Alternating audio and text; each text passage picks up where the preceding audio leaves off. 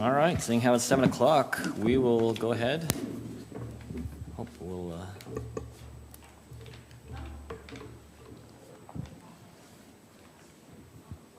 The chair notices Mr. Birkinshaw walking in late. Oh, we haven't started yet. We're in mid-sentence. We haven't started. Close, though. I haven't finished saying the sentence, so I was joking. we're good. All right, we'll go ahead and call this meeting to order of the Kaysville City Planning Commission here on May 14th, 2026. Welcome. Declaration of conflict of interest. Seeing none, we'll move on to agenda item number 3, consideration of the Kaysville City Center Small Area Plan discussion, which is being continued from April 23rd.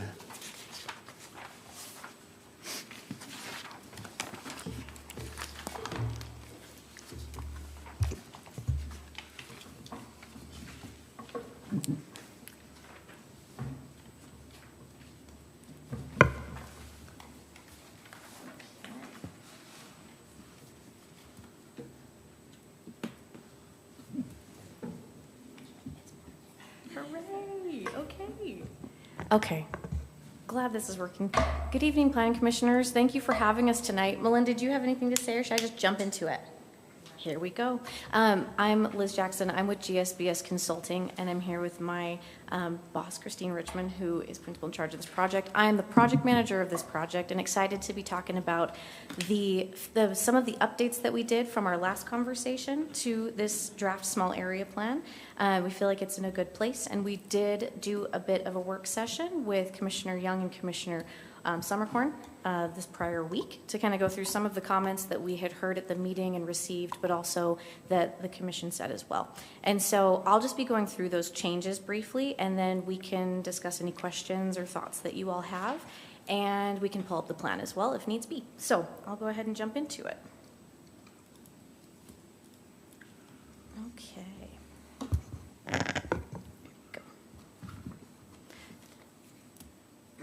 So some of the updates that we can get started with, they're just kind of minor, but I still thought that they were worth calling out.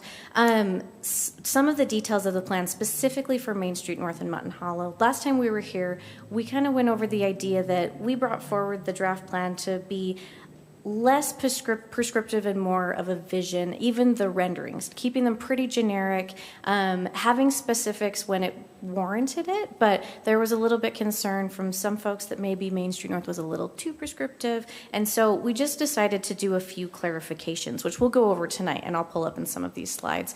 And I did just want to call out something that we think is a really great tool for you, the city leadership, everything to be able to use moving forward regarding the specificity / the differences between the areas. Because this whole idea with the small area plan is that it is 3 distinct areas and yet it needs to be cohesive. So I did just want to make a reminder for one of our recommendations, which was 4.1 on page 63, and we can of course pull it up, but that was to moving forward to have small area standards for the specific spaces, because some folks said, well, Main Street North is very different than historic Main Street. So that recommendation still stands, and we think that it is still solid to take careful consideration for each neighborhood as they are, and having those standards for each and having it be specific to them while still maintaining cohesion in the district.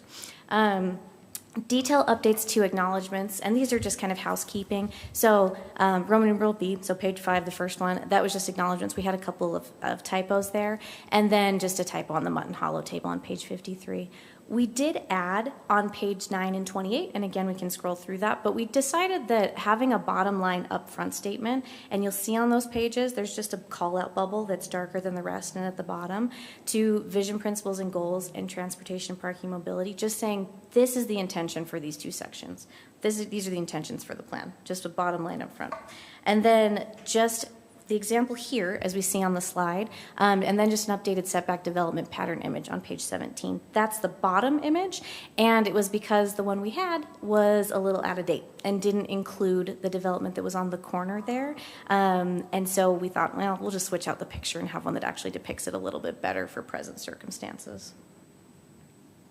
So for page 25, this is in the land use and urban framework section. And something that we thought was important from our last conversation and others that we've had, we talk a lot about active storefronts and kind of what makes up a welcoming Main Street. And we thought that we could further emphasize that in the plan. So what we did here was we kind of just pulled out a section to say, this is what can make up a really welcoming Main Street, and legitimately just call them out and put some examples in there too, and further emphasize what it means to prioritize active storefronts and aspects that add to the Main Street feel. And it was kind of just breaking that term down in a more simple way, just because that can be kind of, jargony. And so we just pulled it out to say storefronts with easily found entrances, windows, and visible activity that engage the sidewalk and invite people in. Especially because the community members said they liked the walkability aspect, the connected feel, safety, but also having places to go. So not a dark storefront that might have odd hours or something that not everyone can access. And then we just added other elements here of active storefronts, outdoor seating, sidewalks, creating a comfortable, engaging edge where people can gather and spend time. And then just kind of talking about building close to the street and also maintain sidewalks, street trees, and seating and having a pleasant pedestrian experience, which is just the market across the street here, which was a great example. And then page 33, this was a part of the public realm civic space and placemaking section. And Commissioner Young last time brought up a good point, and we thought that this was a really valid thing to be calling out a little bit further, was emphasis on public art, because I don't want to diminish it by saying it's low-hanging fruit, but it can be something that can be implemented fairly simply, and it can activate the local community. You have in your hallway out here there's local artists that exist around here, and having them take part in this process and having places where people can not only put things, their vision and what they care about on the wall or on a utility box, etc., is a nice way to activate spaces and intrigue people and have them come. And so we just did a call out here talking about that, and we thought it'd be a good point of reference to include local examples of where this has really impacted communities in positive ways. And examples are Bluffdale. They have a really great All Abilities Park where they have some public art installation and it's bug themed. Midvale, they're super proud of their mural program and their arts and culture district in their downtown on their Main Street. Ogden has these beautiful horse installations. Those are local artists, and that's a nod to history and to the past. Mill Creek does a public program for local call for artists, but then they turn their art into wraps for their utility boxes. And then South Salt Lake has a very robust mural program as well.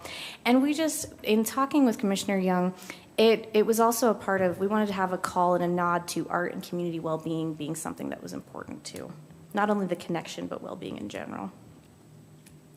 And then on page 50, this was just a little bit more clarification. So in the Main Street Corridor vision, it was just in that black box you see there, it was to just kind of be a little more specific on what the intention of this area is. So we just added a bit of a term there, or a bit of an explanation of this is an opportunity to encourage uses in site design that contribute to an active, walkable Main Street character. Auto-oriented uses should be carefully integrated and avoided along key frontages where they conflict with this vision. And then all those elements underneath, that's just adding to that. So it's not exclusive, but it's kind of that guiding light. And then one thing that came out of the last Planning Commission meeting was an interest in the east-west connection and kind of furthering explanation there. So on page 54, this was a good place because we have the real estate within the document, but we actually agreed that this was a really great opportunity to emphasize not only that the east-west connection kind of near the Mutton Hollow area was what we brought forward as maybe a potential future option for your community, it was not only a really big desire. Everyone said, I really want better connections east and west. And we've seen other communities do overpass. That's an option for pedestrians and cyclists, et cetera. And so we thought, well, let's go ahead and add in some examples of other communities that have done it, along with an explanation of why this is a potential good option, especially in response to what the community wants, the benefits of this type of infrastructure. And there are lots of things to consider. So it could be the landing area for the supports, the columns, that there actually needs to be good space for that. The design can be very specific to Kaysville, and if you were to do it over I-15, that is, it's a large span of space. So, which they have done at UVU, and there's also one in kind of the South Bountiful area, Station Park, and then we have one from Salt Lake as well. Just varying scales and varying designs, but something to be looking to. And then on page 56, this was another opportunity to kind of explain a little bit further. We have this idea for that Mutton Hollow area, that this can really be a northern gateway entrance experience for the community of Kaysville. We wanted to go further and explain different elements that can create this experience. So you'll see there's a little box on the bottom left that says what makes the experience. We talk about walkable paths and connections, gathering spaces, landscaping, trees, comfort, human scaled setting, flexible spaces, and connection. But then going a little further and showing some examples of this, because it seems that it does need to be a space that is very Kaysville. You don't want to take Gardner Village and take that exactly and put it up here. But there are elements that seem important to people within the community that could be taken as a precedent. So for Gardner Village, we just talked about small-scale shops and inviting storefronts, create a walkable, human-centered environment where people gather, browse, and spend time. There's one also in Provo, the shops at Riverwoods. It's a little more of an outdoor mall setting, but it is a very small-scale, community-activated, seating, landscaping, buskers playing music, opportunity to eat outside together. It's a little bit more of an experience. And then in Basalt, Colorado, there's a Willits Town Center that's kind of similar, where it's got mixed use in there. People love walking there. They're eating outside. There's shops, but then people also have offices and housing there as well. And on page 57, we went a little further with the Mutton Hollow visualizations. Again, not to get too prescriptive, this really is just a visionary document, and we want to emphasize that. So we have a couple of boxes here to call out some further explanation that, again, this is just an example. It's something that you can look to as these are priorities for the community. But the real priority here is that it should develop differently in the future. Pedestrian scale buildings at the sidewalk, specifically Main Street, because that's an important part of the city center core, be cohesive with the city center scale. And so we just added some notes here that, again, just that it's an example. So in the top right corner in the black box, example of pedestrian scale frontage with buildings at the sidewalk supporting walkability and local business visibility. And then you'll see in the bottom right-hand corner, it was brought to our attention that, maybe there doesn't want to be specific limitations on this property. And again, that's not what this is intended to be. It's supposed to just be visionary of what it could be. So we wanted to really be clarifying here, where explain kind of what the important parts of this area are. And so we just put, for the frontage character and Main Street identity, what matters most along this frontage is not the specific use, but how it shapes the street. Buildings should front the sidewalk and contribute to a walkable, cohesive Main Street feel, supporting Kaysville's identity as a welcoming, hometown-oriented place, not just a commercial corridor.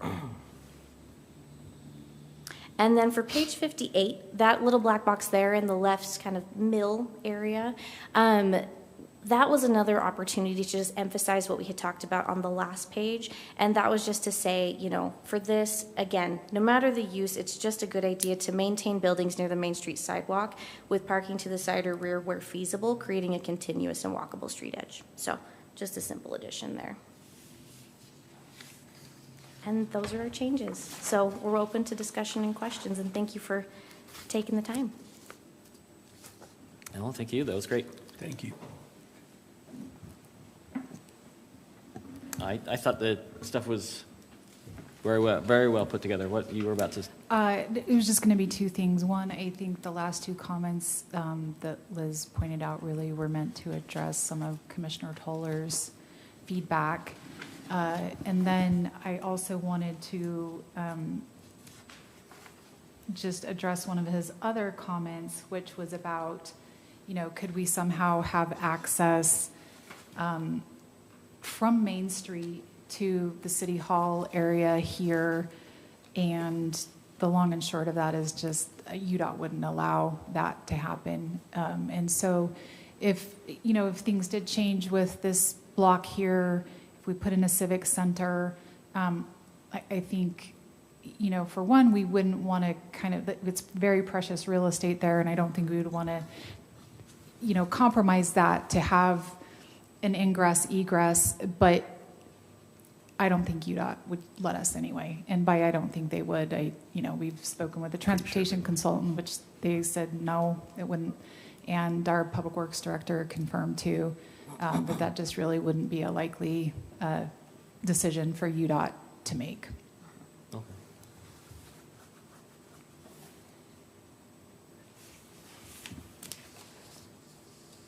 Yeah, I liked all of the adjustments there. I think they were all well written, and I didn't have any concerns.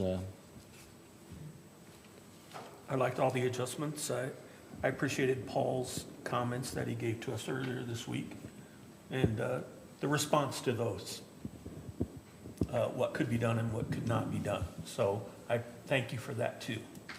And thank you. That really kind of wrapped it up for me really nicely.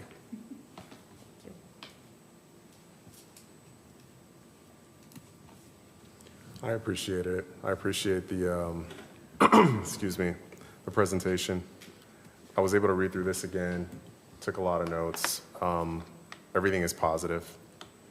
You know, some of my notes are, there's nothing about eminent domain in here. There's nothing about condemnation, forced acquisitions. There's nothing in here about mandatory redevelopment.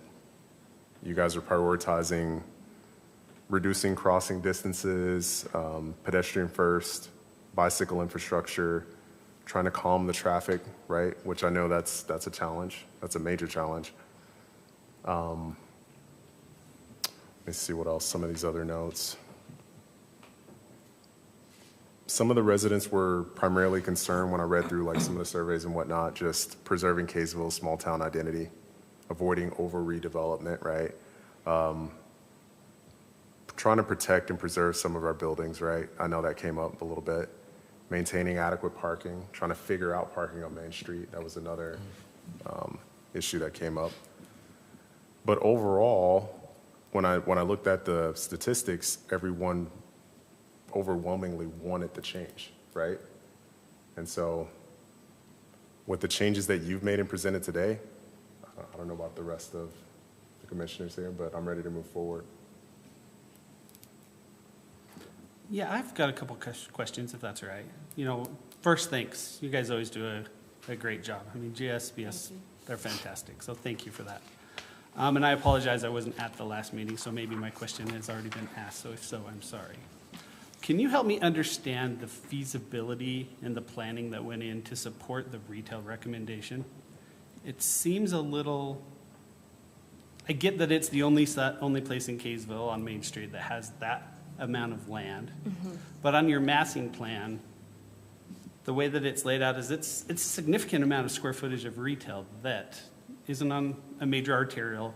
It's not connected to the freeway. Like, what feasibility, what do you envision going there? Because as I look at it, I'm right on. Yeah, and let me just explain why I'm asking it. One is, listen, I love the plan. No. You were waiting for it, weren't you? I could tell you were ready to pop out of your chair. I just am careful about, you know, the community falls in loves or hates these plans when they see them. Yeah. And I want to make sure that we're not making a promise that the market doesn't support and that won't support for 25 years. So you actually just hit on part of the answer, which is because this is a visionary document, the evaluation of market opportunity focuses on long-term influences and doesn't focus on where we are in a particular real estate or development cycle at any given time. I mean, when we're talking about the potential development opportunity at Mutton Hollow, we know that we have a property owner who is not currently looking to change the uses of that property. So they're going to wait until if and when something does happen there, it will be in sync with a real estate cycle. What we were trying to do was give enough vision to help future decision makers when a zone change or a development proposal does come forward to understand kind of what the overall vision for that was. And I don't think you should be afraid of putting some destination type of retail there. It is that location can be visible from the freeway, but it's not straightforward to get there, which Not is. without road realignment Right, and probably right. some Which is- significant TIF. Which is why we don't see it as a great location for a big box or something like Yeah, that. completely agree. So that's why you see, sort of sketching out and getting an understanding for how much retail square footage could go there in a destination type of format that Liz talked about. But because it is such a large parcel, that's why we also included some residential opportunity there and turned it into more of a new neighborhood that would have some retail and some residential. So it was more of a fit study to see what's possible. So no analysis was done to, Well, we did have Jason Claunch from Catalyst Commercial. He and his team did the long-term economic and real estate market analysis, and that is included as an appendix to the document. But you'll see in there that it talks about regional opportunity and how much we think that Kaysville's Main Street area as a whole can capture over the next couple of cycles. And so it is possible within those cycles to capture the levels that we're showing in the plan. But that I wouldn't pretend to know what the competing locations are going to be in order to capture that particular opportunity as it arises. Okay. I think by creating a destination and utilizing the strengths of that Mutton Hollow location, which include the opportunity to really green it up and make it very walkable, and give it a really nice front door off of Main Street, you will compete better against some of the other opportunities in this portion of the Wasatch Front. okay, no, that's helpful. Thank you for that. Sure. And so, again, my only concern is retail typically follows rooftops, right? I mean, that's just the reality of that game. And there are not going to be significant rooftops added to this portion of Kaysville Which is- anymore. Right. And we can't sustain the retail that we currently have, even if it gets redeveloped. You would argue that we'd have too much big box strip on Main Street. So again, I'm not trying to argue, I'm just trying to No, understand. no, I- Again, I just don't want to make a promise to the community in Right. 10 years, they're like, hey, why don't we have Trader Joe's here? Like, Trader Joe's will Everybody never wants go here, Trader probably. Joe's. I do like Trader Joe's. Everyone loves Trader Joe's. Those graham cracker cookies are awesome. I just don't like JoJo's, that's all. No, and you're exact, so part of what we were looking at, particularly on the North Main Street area, and thinking through some of the recommendations here in historic Main Street, those recommendations are intended to bolster the strengths of those two areas and address the weaknesses of those two areas. In historic Main Street, finding an opportunity for gathering and community type space to help wrap around the theater and the ice cream shop and Orlando's, adding to that, those bones that you have in this area, we believe, over the next few years could help strengthen them and also attract additional into this area of historic Main Street. So finding an opportunity to make some strategic investments that could leverage into additional private investment along this area is part of where that gathering space recommendation and the streetscape improvement recommendations come from. Similarly, in the North Main Street area, enhancing the look and feel of the urban environment along North Main Street so that it actually feels like a continuity with historic Main Street that everybody has a lot of affection for by bringing things out to the street, improving the streetscape, we believe will help underpin any struggling that's happening along that area. We don't think that you're going to achieve that by adding additional car washes or things like that, but you can, now I know that's safe because you already took them out of that, so, but, That's a touchy subject. but adding the types of uses strategically along the edge that allow the current grocery store and everything to continue to function, because we don't want to hurt them, we want to help them. Okay. So that's where those recommendations come from. That's great, thank you. Thank You're you for the welcome. dialogue. I think it's great. I love the decreased setbacks. I love the new enhanced streetscape. I think those are all important things to a walkable Main Street and a lively, patio activation. So thank you. Thank you.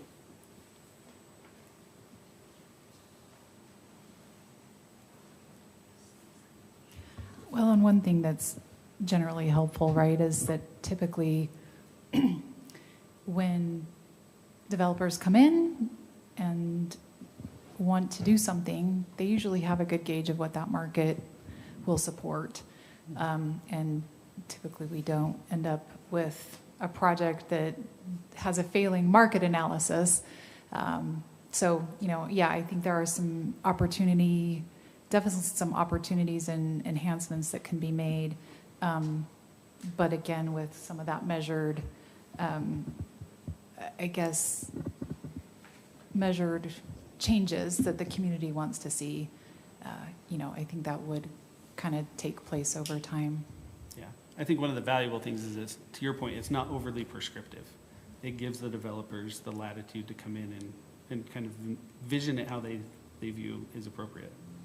Yeah, and I think those of us who maybe have, a lot of experience in development world, could look like, yeah, acreage-wise, that Mutton Hollow's site does have a lot of potential, but then you factor in those other things, access, and it's really... It's a challenging yes, site. very challenging. Not to sugarcoat it, that is a very development challenge site. Correct, yes. I mean, you have amazing I-15 frontage, but very no poor access to access. Yeah.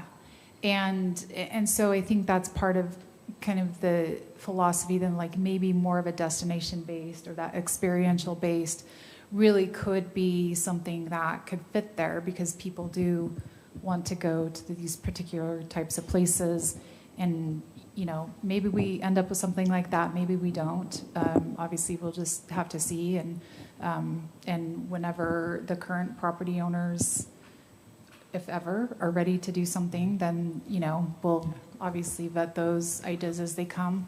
I believe the general plan did show that area to be mixed use, and I think the possibility of having a more supportable, kind of self-contained mixed use area could work there, as long as it's done well from the beginning. And, we, again, would rely on whoever's coming to propose that rezone or that project would, understand very well how the market would sustain whatever they're proposing.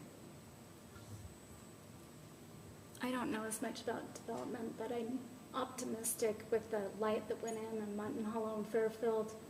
Tells me that there's increased traffic. I remember when Kings was where Winco was, and that was a desert wasteland of nothing over there. And now it is just booming busy and close enough that I think people could filter down. So I think there's some possibility.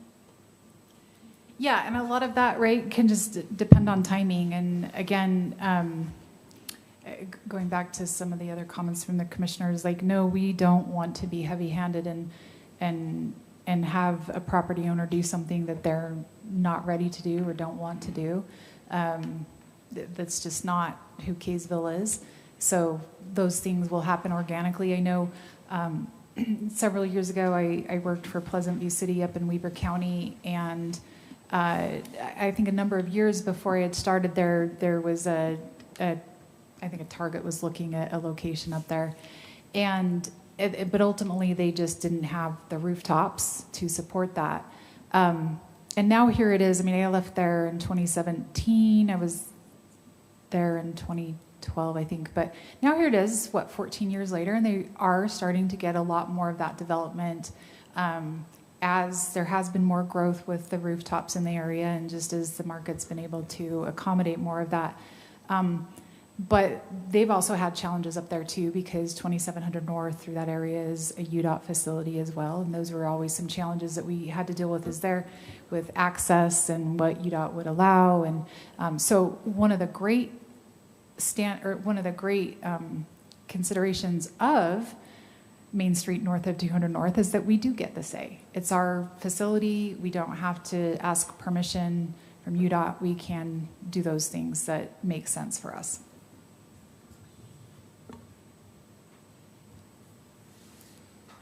Great conversations. Good questions.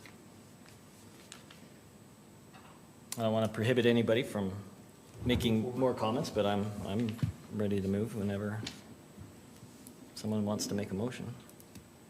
Is the motion to move this forward to the city council? Yeah, so it would be a motion to recommend approval or denial to the city council, or I would move that we recommend moving this forward to the city council as is, with all the changes that have been made that were read here tonight.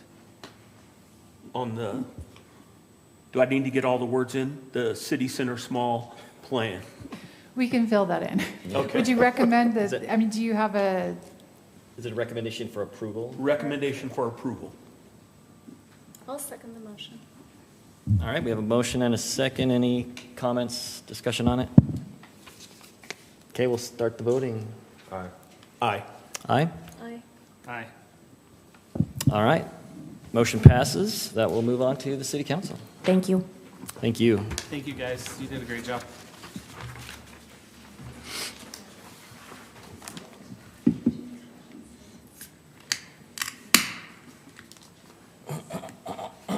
Great job, Seth. Thank you for All the right. comments. We will move on then to item number 4, discussion on detached accessory dwelling units. Thank you, Chair Packer. So before I get, I only have a handful of slides, but so the bill that the state legislature passed permitting detached ADUs, we did include it as the code section as an attachment to the packet if you want to follow along. But that bill goes into effect in early October. So as staff, we wanted to kind of start the ball rolling now in terms of what we want to consider for a potential ordinance to make sure that we give ourselves plenty of lead time. I only have a handful of slides, really just to kind of guide the discussion, but the first thing I have is just some potential things to look at and consider as we start this conversation. Not an exhaustive list, but it's based mostly on that bill language, like I said, is included in the packet. And some cities, have gone super in-depth with their ADU ordinances for detached units. Others have kept it pretty generalized, and I think, it's really up to, as planning commissioners and ultimately city council, how in-depth we want to go. But moving to the next slide, I also wanted to just point out briefly, as part of the kind of preparation for this, I did go back and look at every single discussion that was had on detached ADUs from 2019 to present, and this is just kind of a snapshot of the concerns that were raised, both at either planning commission or city council meetings, things that were discussed, and things to consider as we kind of move forward and thinking about a potential ordinance. And then to kind of wrap up the more presentation side of things, I picked out 3 cities with detached ADU ordinances. Those were also included in the packet. But the first one we have is Layton City.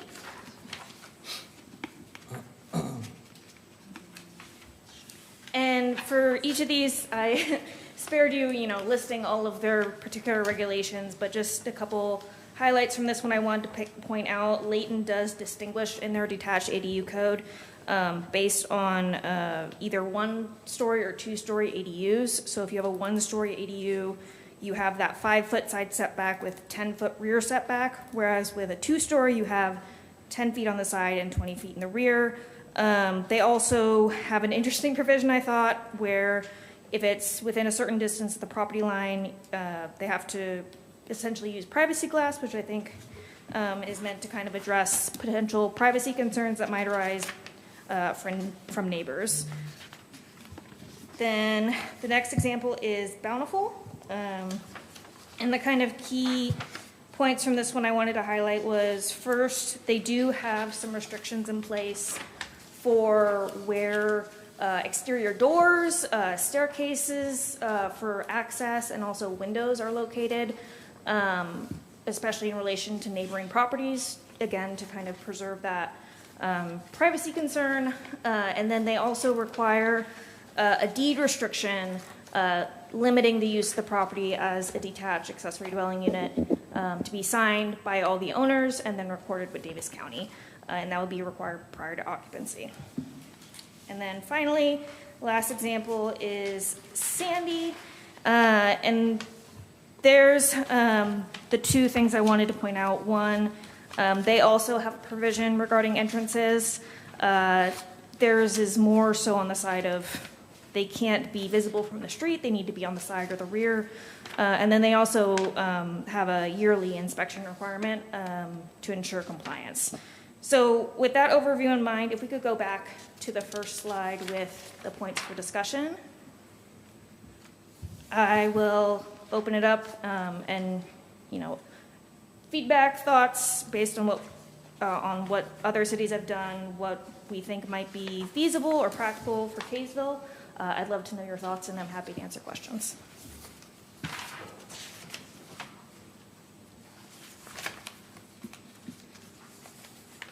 Can we limit an ADU from being a short-term rental? Yes, the state legislation, we can require it can't be less than 90 days if we wanted to. Okay, we should put that in there. Yeah, and we don't allow short-term rentals anyway. I think No, that's here all. I and just there. didn't know if we could Yeah. legally. Yeah, restrict here and there, it, so that's people helpful. do it, and sometimes we get code enforcement complaints on it, but I think that is something that I would think, the point of this really is to provide additional housing.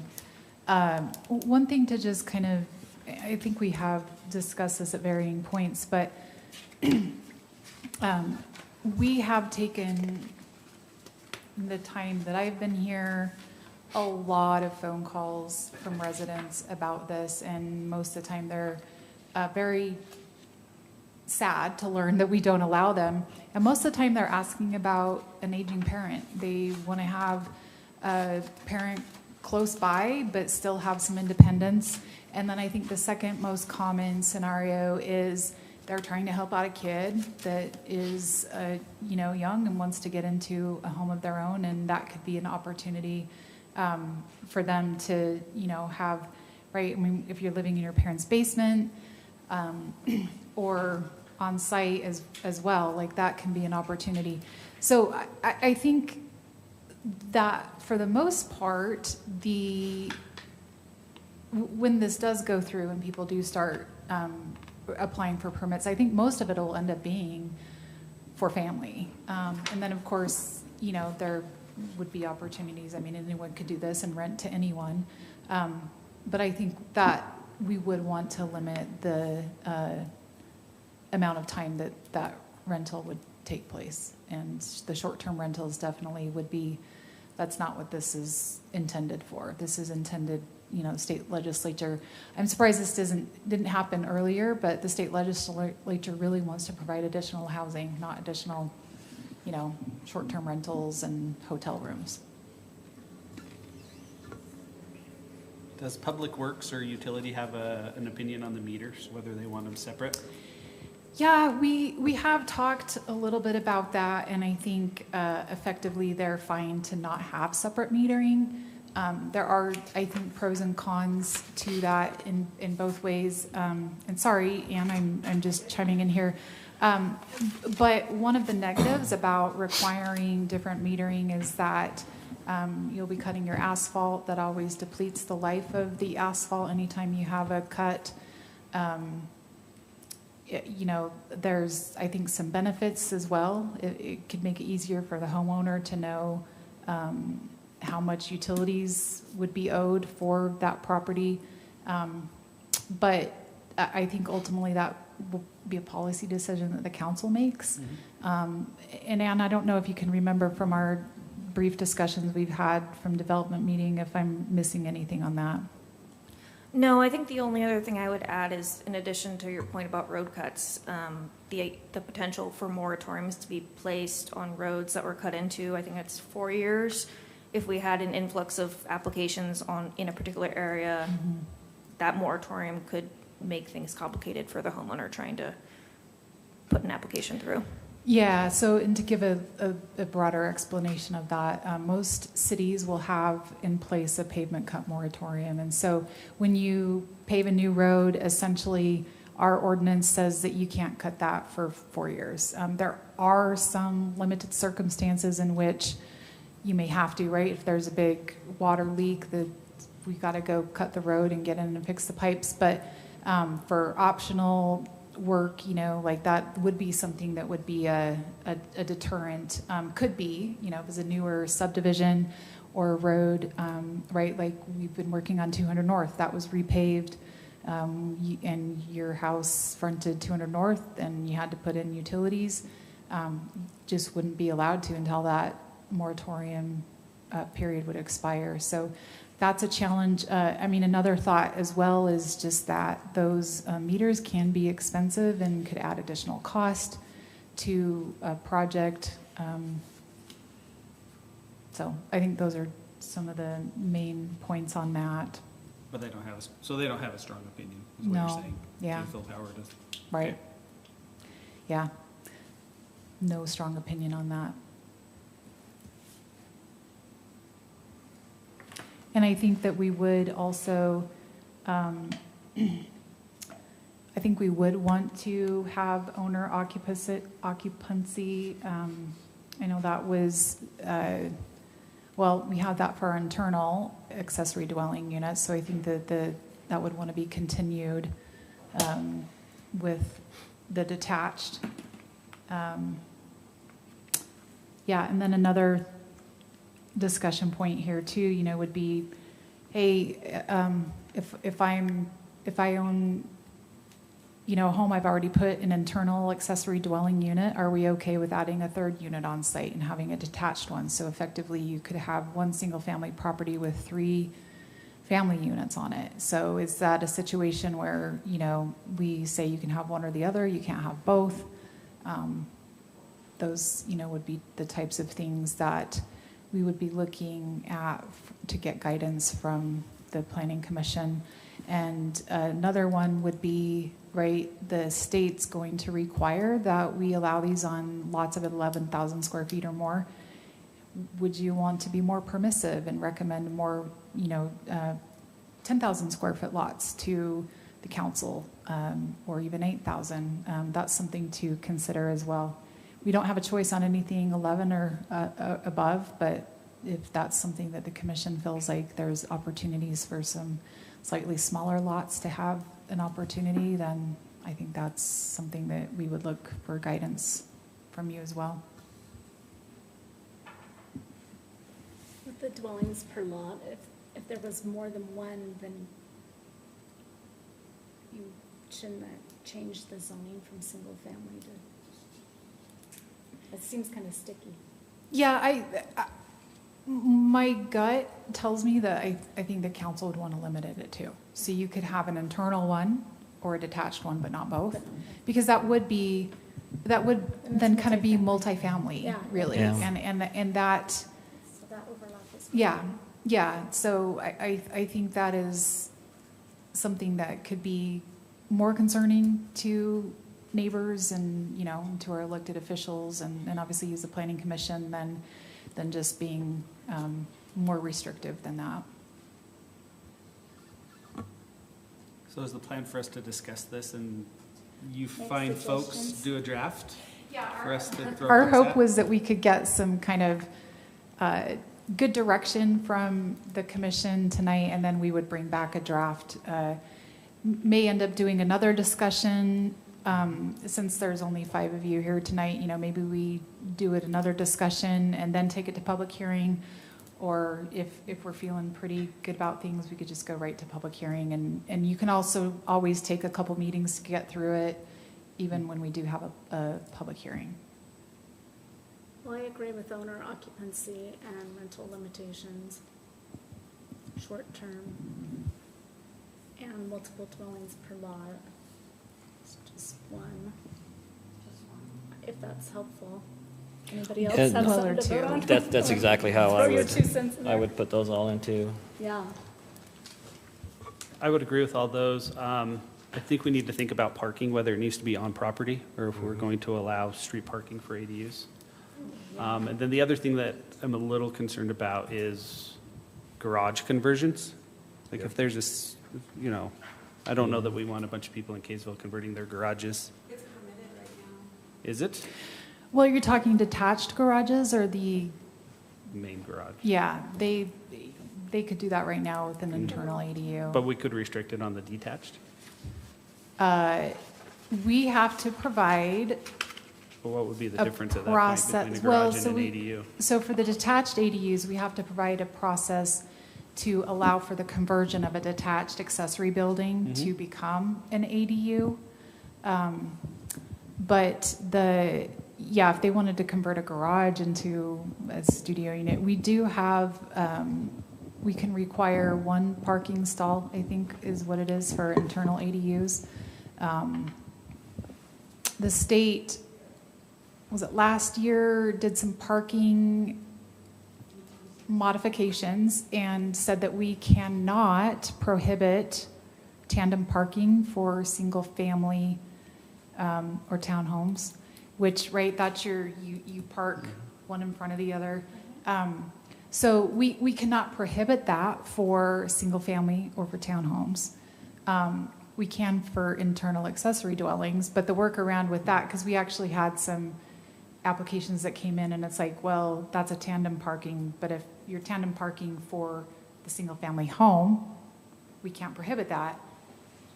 So you just call the tandem parking for the single family home, and then the attached dwelling or the internal accessory dwelling would be the one that you would say isn't the tandem. And the bill does specify for detached accessory dwelling units with a square footage, I think, over 650, we can't require them to provide more than 2 additional parking spaces. So that would be the limit on what we could require. I do think they need to be on site though, because then what happens in the winter when you can't park on the street? So it's logical that there has to be some on site. I think 2 is reasonable. Yeah. Yeah. Well, and we could even break that up to, like if it's a 1-bedroom detached ADU, maybe we could look at 1. If it's a 2-bedroom, you look at 2. But yes, I think the off-street is important, especially, hopefully we will have a winter where it snows again. Maybe someday.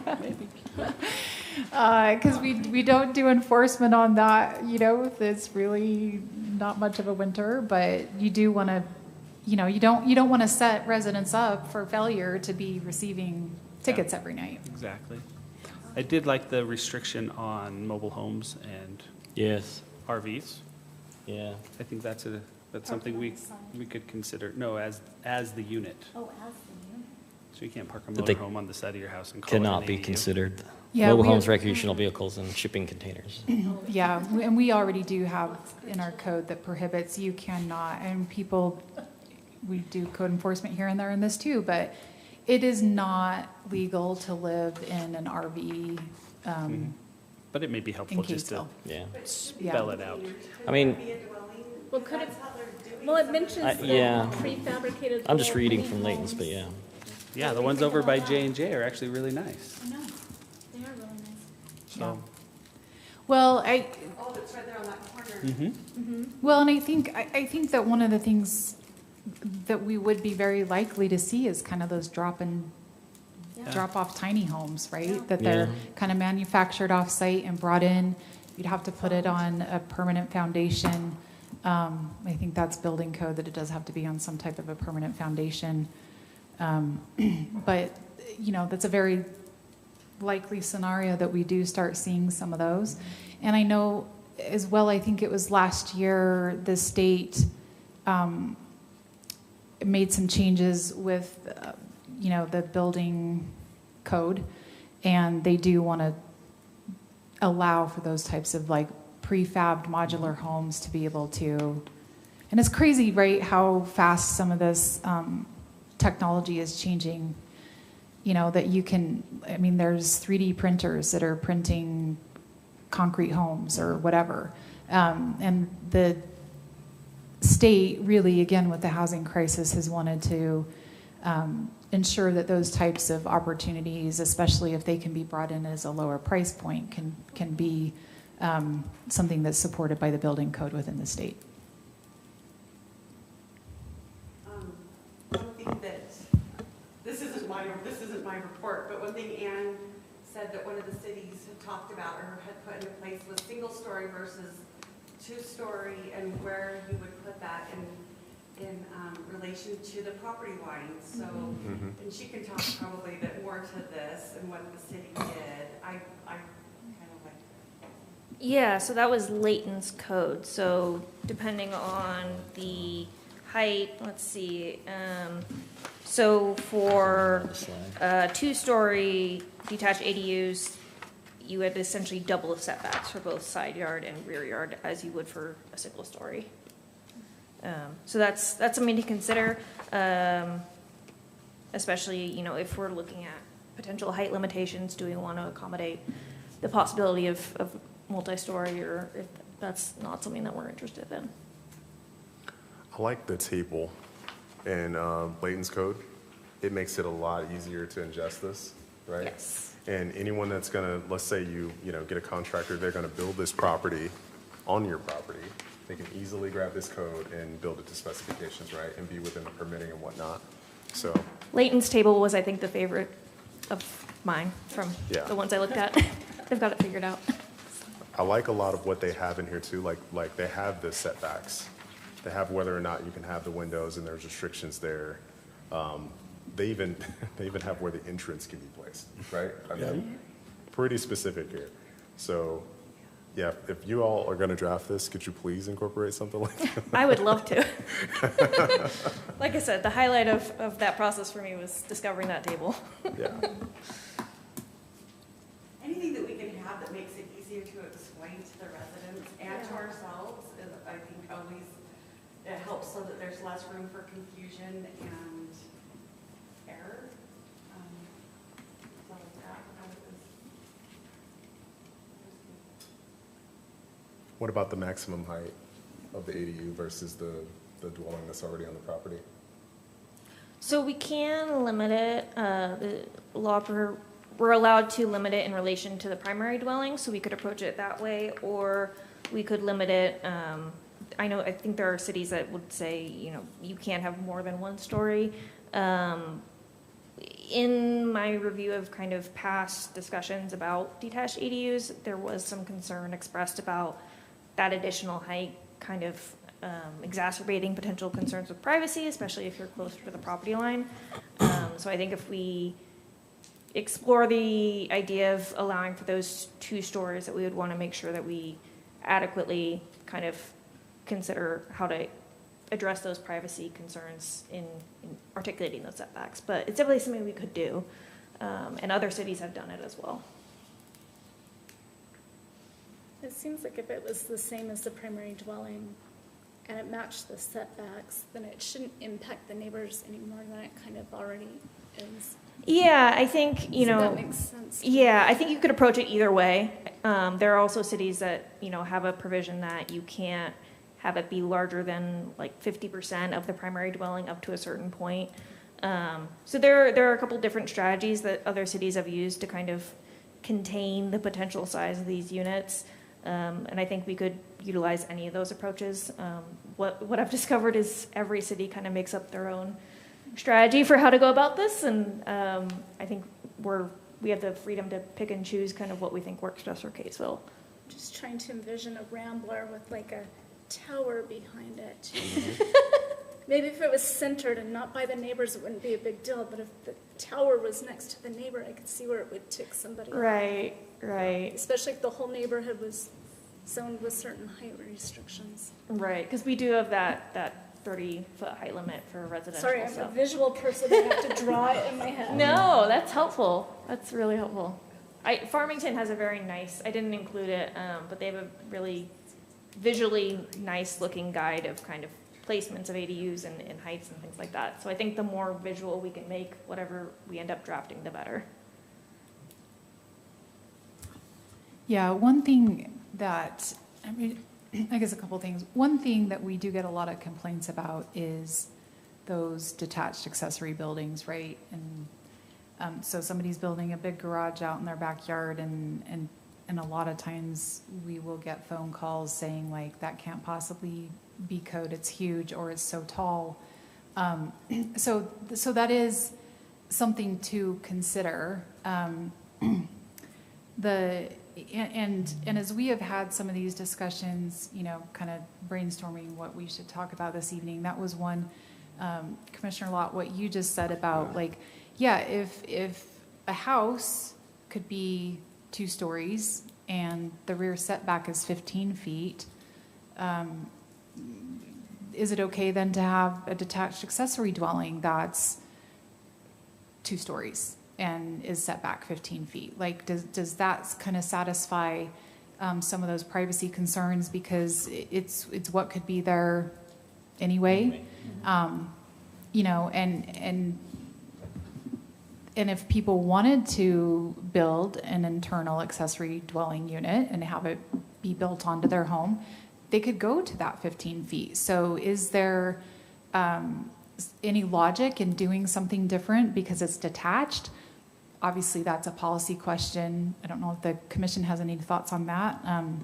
But that was something that we kind of thought as well, like, well, hey, if your rear setback is 15 feet, and if that detached, you know, especially we do have a lot of large lots in the city, even a lot of our R18 zones, especially up here in our older area of town, they're still half-acre lots. And so, you know, you could, I think, pretty easily still leave a 15-foot rear setback, but have a 2-story home if that was allowed. And then, you know, there may be other places or smaller lots that you might not want to have that, and it's a single story, but that would kind of satisfy the privacy concerns because it's just a single story. So those are just some of the common questions or concerns that we get from neighbors. We get a lot of those questions with the detached accessory buildings.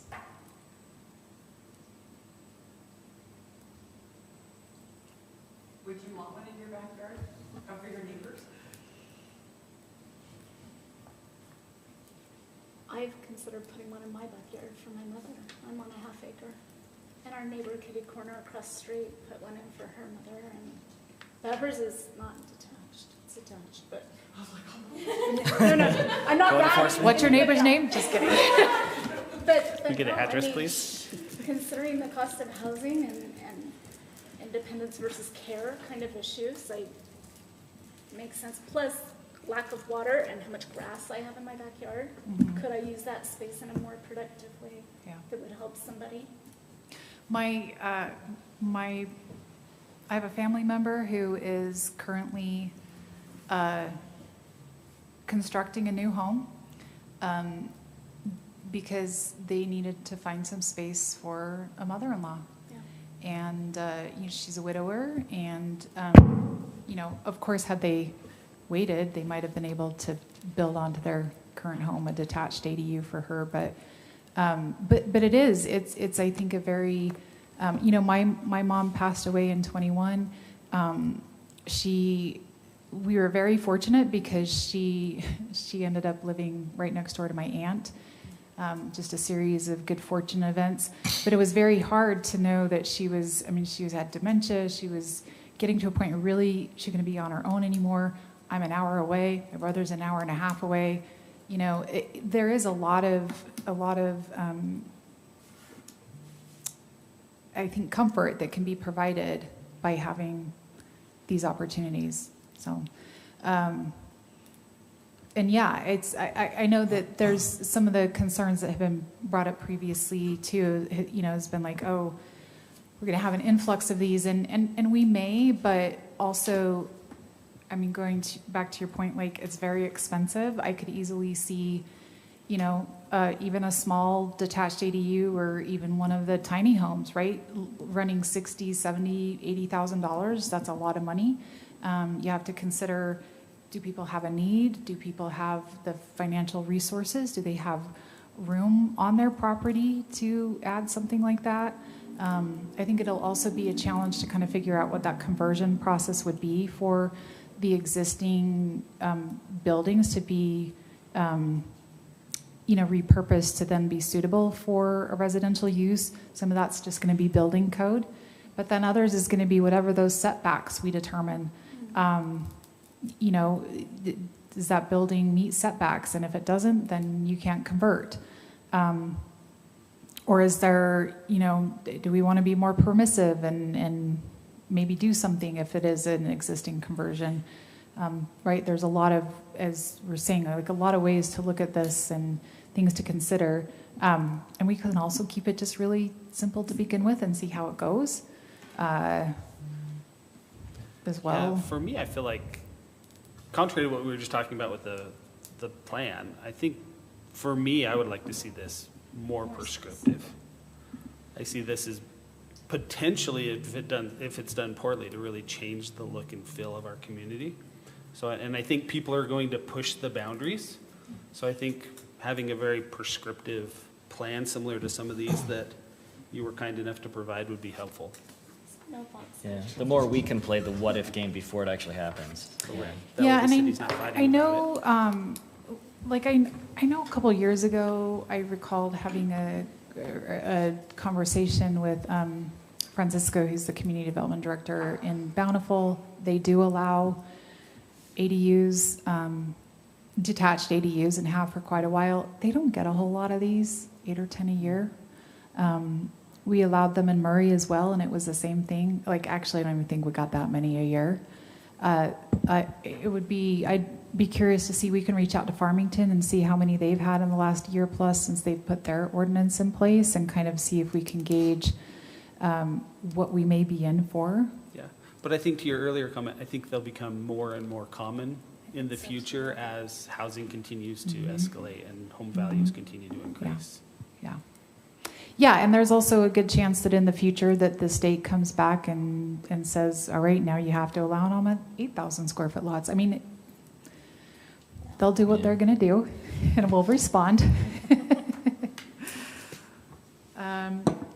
Did we give you anything helpful? I think so, and I was just going to say, I wrote some things down. Mindy has some notes here, so let me go over that and see if we kind of have at least honed down. So I think there was kind of consensus that we do want to be owner occupied. We want to restrict any short-term rentals. I think that's kind of a no-brainer, and we were looking at just one accessory dwelling per property. On off-street parking, the parking, so two stalls on site.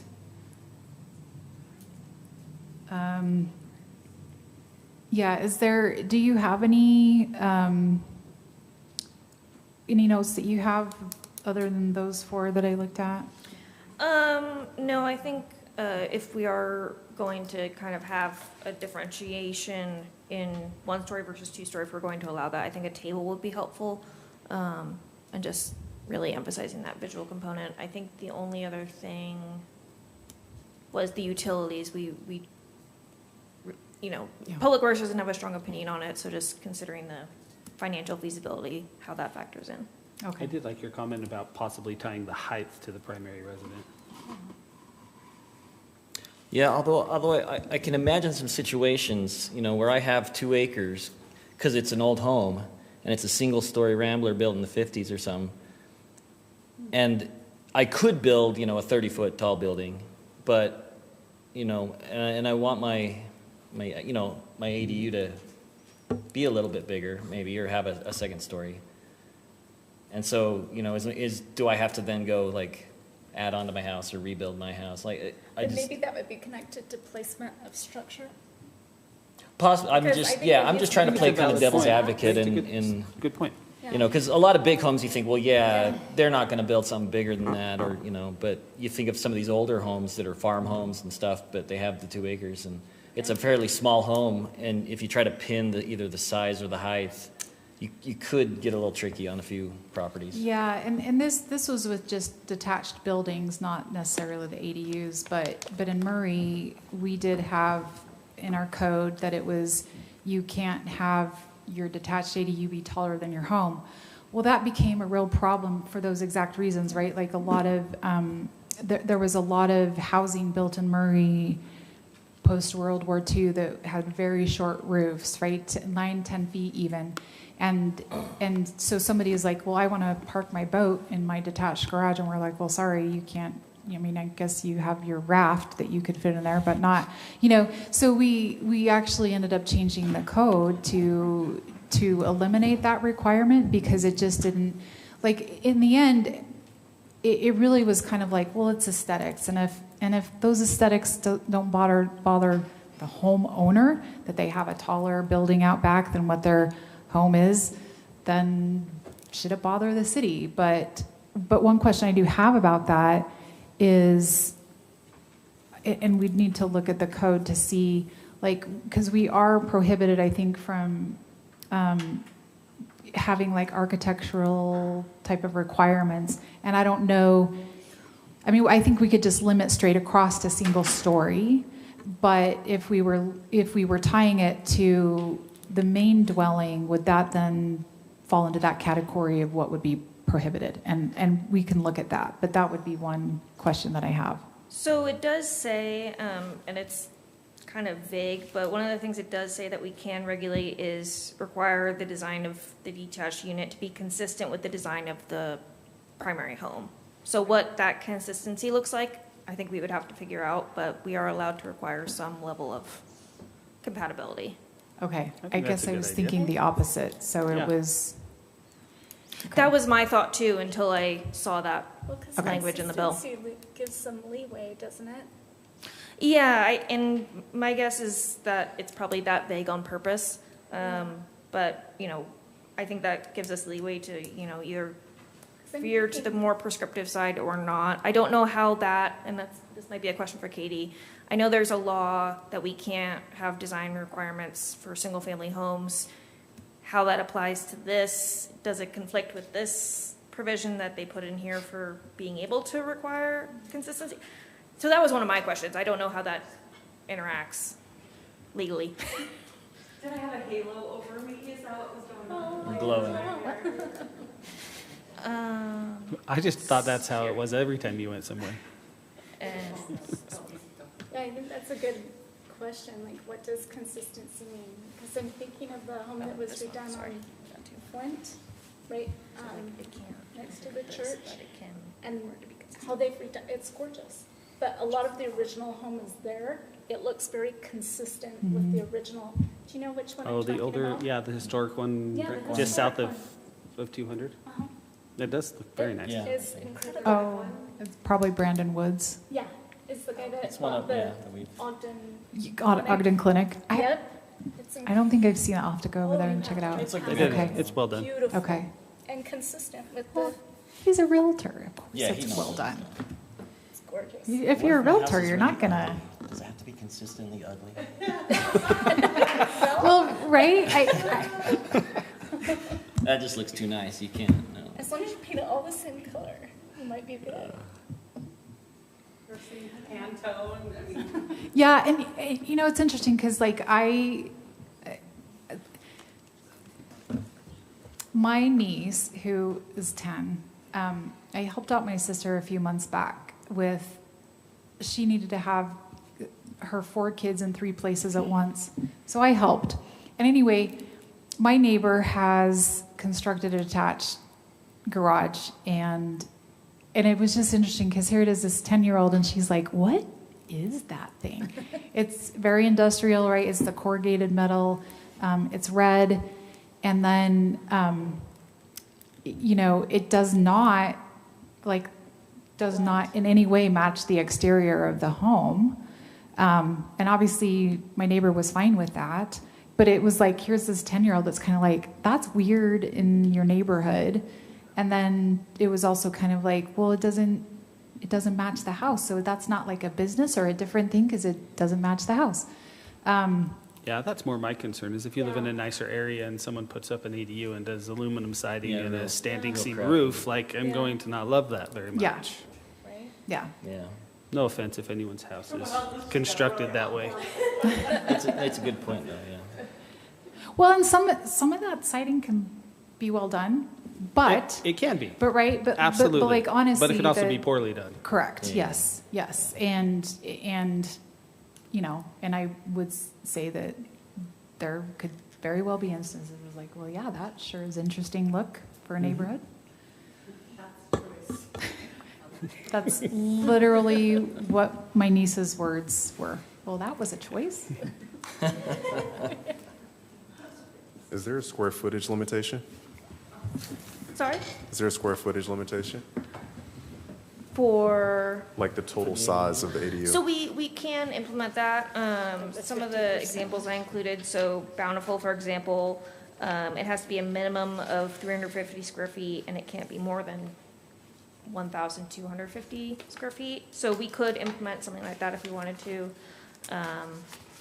And again, tying back to kind of our prior discussion about how the legislation doesn't really articulate a clear, it allows us to make those restrictions, is what I'm saying. Yeah. So if that's something that we are interested in doing, we could do that.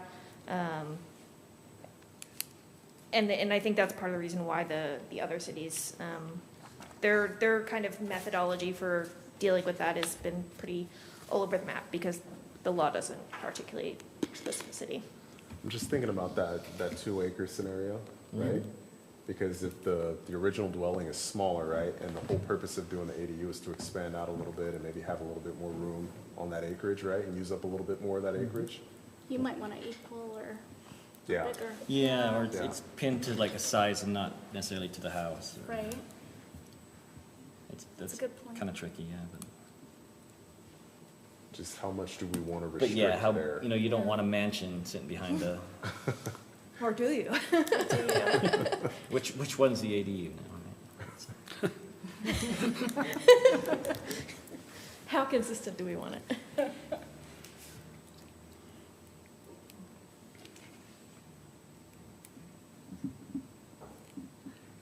Did I read somewhere that there were some restrictions talk about like it has to be behind or? Yeah, you can't have a big so, front yard and build it there. yeah, so what I will say is our existing code doesn't allow accessory buildings in front of the home anyway, so that's kind of built in. Oh, okay. But, how we want to approach kind of placement in terms of, rear yard and kind of where on the property we would allow it, we can be more restrictive. And I think that would really be dependent on how kind of extensive we go with the setbacks. Yeah. If we were on the more restrictive side with setbacks, that would really limit the potential placement, especially if you don't have, a multi-acre lot and you're having a little less wiggle room. So I think that will definitely be part of the discussion, but I think that will kind of follow Yeah. very naturally from what we determine the setbacks to be. Okay.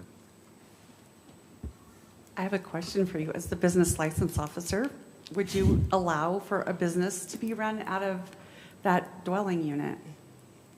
If you've got a business being run out of the home, and now you've got someone in the back that wants to run a preschool, or if there's a swimming pool at the home, would you allow for them to teach swimming lessons, or? Well, if the home could normally run a business out of it, then how But is it like we could different? require. Which home is applying for it? That's my, That's your question. Well, and right now, that is a really great question, Mindy. Thank you. I do see the red. It makes sense now, The right? halo glow, yes. Because right now, actually, our home occupation does not limit the number of businesses. However, it's like it's a kind of a cumulative, so like you couldn't you still, like, you could have, yeah, a couple businesses, but still can't exceed certain square footage of the home. Well, and minor home occupations are not required to have a business license with the state. Just because there's no traffic, there's no customers, there's no residents, there's no employees, there's no impact on the neighborhood. So I could see easily allowing 2 minor home occupations, one in one unit and one in the other. But if you've got piano lessons being run in the back one and a preschool in the front, now you've got, You impact the Yeah, it's neighbors. getting messy. That's a good and it's, would you as a neighbor be okay with that? But then at some point, does it convert, right? Do you go from the minor to the major? Some businesses will, just because by the nature of the business will grow, or there's a tendency for it to continue with some impact. So at that point, then you reassess, but then now you've moved in and you aren't allowed to change. So- Mindy, have we had any business license applications from people who are currently living in an IADU?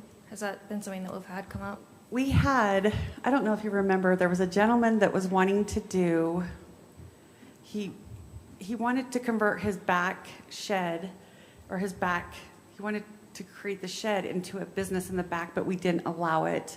And and then he ended up moving to Farmington. So I did have someone that wanted to do it, but by converting it and putting a breezeway and everything onto it, it was not going to be cost prohibitive for him to do that as a business owner. To have him living in the back and running the business, and then his parents up front. But with internal ADUs, Does do that we allow? sound familiar?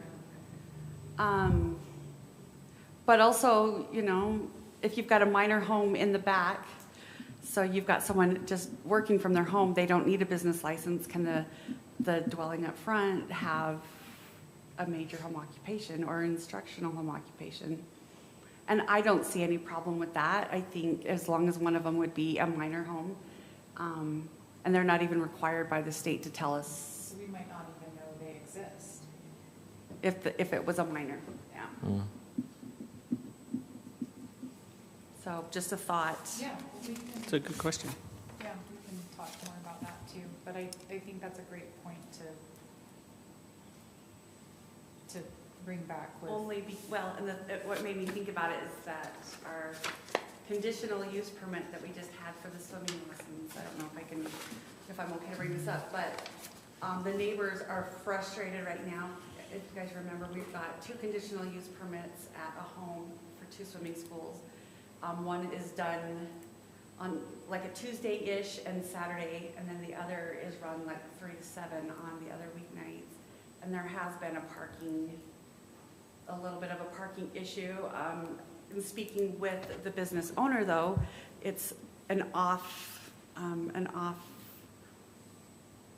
it's not a norm for the business, but the neighbors are a little bit frustrated just with the amount of vehicles in the neighborhood. And so they're allowed there. They can have that business there. The cars can park there. It's public streets, but do you want your streets lined with a business? So, on that note. Any other thoughts? I'm thinking more about the 2-acre thing. I can't get over the 2-acre thing. But Yeah. The idea of the 50% makes sense to me, because if you wanted something to be larger, couldn't you A, add on, or B, split your lot? It seems like, why plan for things where there's already other options in place?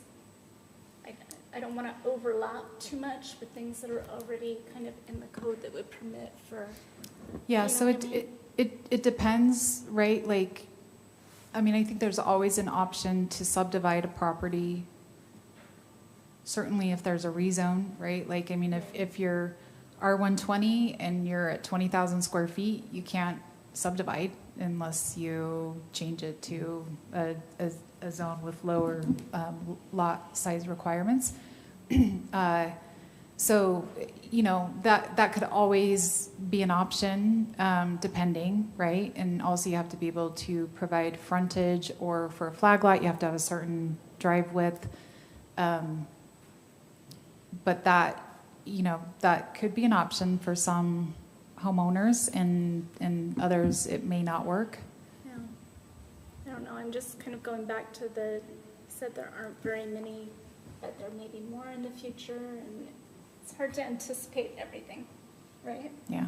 Well, and I think And too, codes right, could like, change if they need to. I don't see construction costs really coming down, so I do think that, like, as kind of time goes on, like, I don't think it'll become more attainable or more affordable. We'll either get increasingly expensive or kind of hover right around the same, but.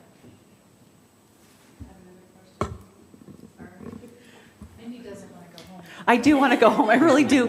But what if someone has an accessory building in their backyard already, it's large, and they want to retrofit it to be a dwelling? How does that work? And are they held to the same standards?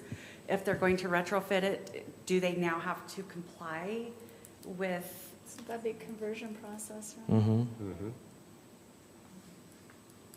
Yeah, so the bill does require that we have a conversion process, but I think part of that would be, like, I think what we've spoken about this evening, I think some of those concerns the council would have as well, the setbacks, the height, the privacy, right? Because those have already been concerns that have been discussed. So is that a scenario of, hey, we want to give people a break, and if you do have a detached accessory building that doesn't meet setbacks, but you are only going to put it in the front part, like, is that something that they would, so then you could still have, like, your kind of detached garage area that's walled off, and then the residence that's maybe facing the home and not the property behind, right? I mean, there's some things that you could do if we wanted, but it could also just be as simple as, if you don't meet the setbacks, you don't get to convert. And my guess is that's probably where the council would want to land. But again, I don't know until we get there with council. We are wanting to have this in front of the council probably in August at some point, since it does have to go into effect. I mean, at the latest, we want this in front of them in August. Since it goes into effect October 1st, we want to make sure that they have ample time to discuss and make modifications if the recommendation for the Planning Commission, if they want to make those changes. So we do have some time. But not that much. But I think, yeah, It'll go but not fast. much. Yeah. Mhm. Well, let's get it drafted, and then we can. Yeah. Okay. work it. Yeah, that's because I just thought of that. Like, what if the ADU is not the entire building? You have your big garage out back, and you have the apartment on top. Right. Yeah. How do the setbacks and Right. Or is it a scenario where you're like, okay, well, you could have loft storage for a garage, but you have to have that dwelling unit on the ground floor, right? And again, like, if that's what ends up getting, if it does want to be a single story, single story could also be 30 feet tall, right? I mean, basketball court, yeah. But yeah, that is a thing. You didn't get a building permit, and now we want to, I'm like, Yeah. I'll stop right now. But it's just. Remind me, is there something in the ordinance about what percentage of a piece of land can be covered by the house? And how would we factor that in if we have a... Well, okay, so we do for our detached accessory dwelling, we do have that, and it's weirdly written. And one of the things that I think we will have to do in conjunction with this is amend our existing detached accessory building ordinance, which honestly will be a good thing because it's really confusing. In fact, we will, like, architects who do this for a living will call us and be like, what does this mean? And so, yes. And so sometimes we're equally as confused, but it's like, here's how we've interpreted it. I would love to have that simplified to a format where regular residents could read it and understand it. With a table. Yes, we will have a table, actually, because we've created a little cheat sheet that's a table, right? And anyway, and it has to do with setbacks. But But I think that's something that we will have to take into consideration is, this will be an accessory building, and we'll need to make sure that whatever we end up doing with this doesn't break the other part of the code. There are also some zones that we have, residential zones that we have that have specific additional limitations with ADUs. So we would also need to reconsider those and amend those in accordance with both this and then a new version of the ADU ordinance. So more work. Domino effect. Did we give you enough to start with? Excellent. Yeah, thanks for pulling up the background, though, from some other cities and stuff. I think that helped. All right, agenda item number 5, approval of the minutes from the April 23rd meeting. I move we approve the minutes of the April 23rd meeting. From the gallery. Well done. We have a motion?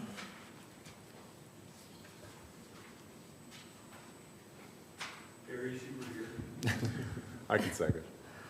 All right, any discussion on that? Okay, all in favor? Aye. Any opposed? Okay, they are approved. Other matters? Well, get ready, because we've had like an onslaught of rezones that have come in. No, no. For one, Symphony will be back on the agenda next week for City Council. I expect that they will make a decision. Obviously, have no idea what that decision will be.